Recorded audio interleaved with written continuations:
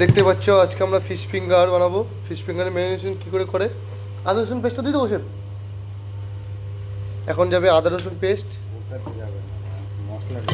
তো মশলা রেডি হচ্ছে গাইস। এখন দেখতে পাচ্ছ আদা রসুন পেস্ট দিচ্ছে ফিশ ফিঙ্গারের। এবার যাচ্ছে কাঁচা লঙ্কা, এই যে কাঁচা লঙ্কা দেওয়া হবে এখন, কাঁচা লঙ্কা দেওয়া হচ্ছে এখন গাইস।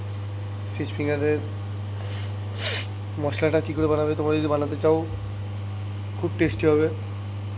কাঁচা লঙ্কা দিয়ে দিল, লঙ্কার পর্যায়ে চলে যাবে লেবু, লেবুর রসটা, দুটো লেবু শেফ, দুটো লেবু লাগবে, লেবুর রসটা দিয়ে দিলাম। এবার চলে যাবে হচ্ছে সর্ষের তেল, ওই সর্ষের তেল রিফাইন তেল।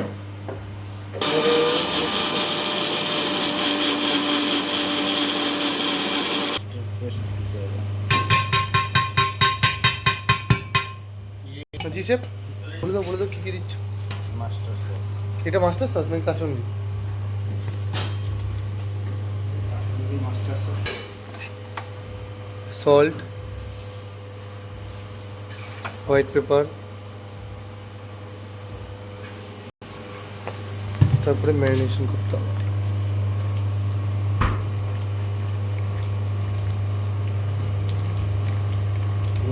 আমরা হালকা করে কুচি করে ম্যারিনেট করে নেবো, করে মালটাকে ফ্রাই করে নেবো।